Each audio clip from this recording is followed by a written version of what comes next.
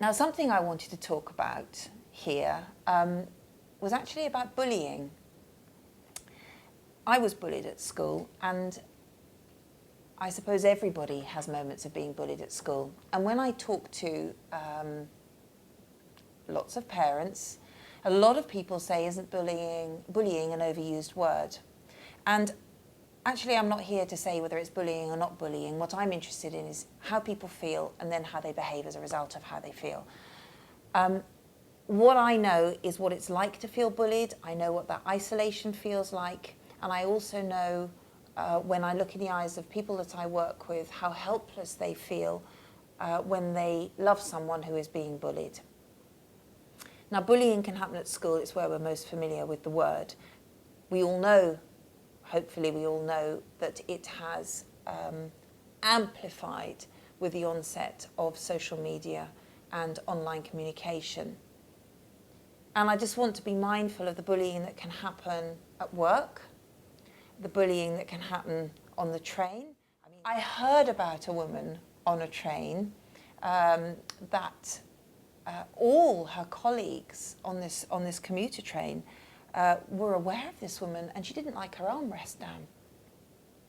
And people would go and sit there unwittingly and pull the armrest down on the train, and this woman would go off. And she would go as far as really shaming someone. Who do you think you are? Or if somebody was very overweight, you're disgusting. Move, I can't sit next to you. This is bullying, this is shaming someone. When you see people in a shop, for example, seeking to shame someone else in order to, get to the front of the line. When you see people in road rage or people driving their cars, trying to influence how someone else behaves through shaming them or through intimidating them. And of course, we mustn't forget the bullying that happens in the home, whether that's between, husband and wife, boyfriend and girlfriend, child to child, parent to child. The idea that somebody would control someone else's behavior through threatening them or through shaming them is what I would look at as bullying behavior. And nobody gets off scot-free. The bully will be bolstered in their, and it's not self-esteem, it's kind of a confidence. They'll be bolstered in their confidence by going one up.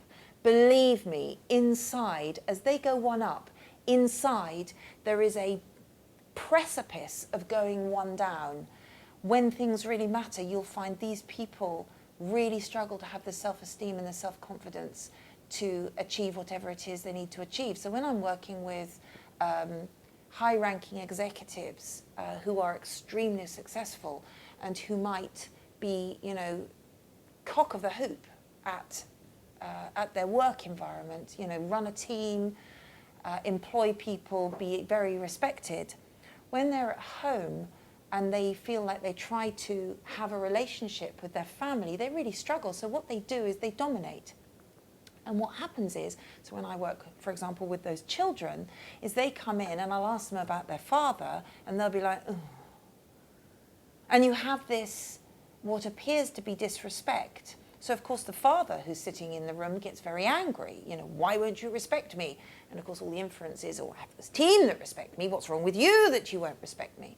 And the child's like, oh, God, and will bait the dad, perhaps, in this incident. And where I'm sitting is, I'm looking at these people and thinking what they're missing is a way to be intimate. The father only knows how to reach out to someone by dominating, by setting the agenda, by ruling, by telling people what to do.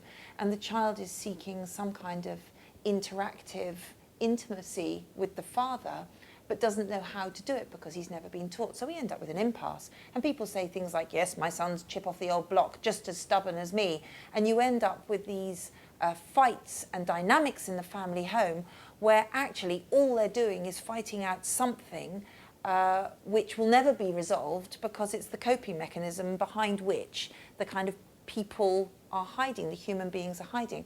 So my work is to help the father not to go one down, help the father to learn how to be relational, and to develop some sort of tolerance in the child to be able to hear and see that and believe that his father's actually going to reach out in that way. Wonderful work to do.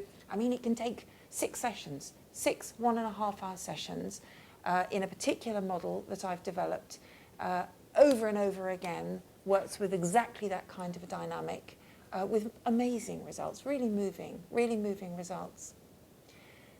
So back to the bullying.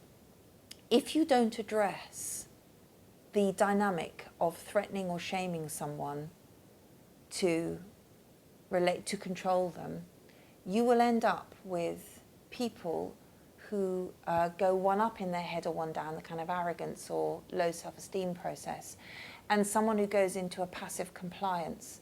Now, when people go into those patterns, they don't just stop there. It's not like somebody goes passive and compliant and just stays there. They stay there and they build up resentment. They will build up resentment, they'll perpetuate those kinds of social patterns in their own lives, and then in order to deal with that resentment, in order to deal with that sense of riotous anger with no voice, often these people end up using something outside of themselves in an attempt to medicate those uncomfortable feelings.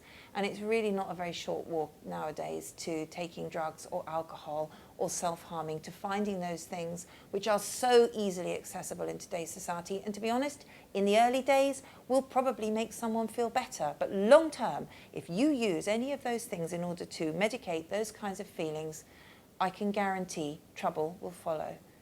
Early intervention, when you recognize either as a parent or as a boss or in relationship, if you are being shamed or you are shaming or threatening somebody else, please take the risk to ask for help and address that pattern of behavior.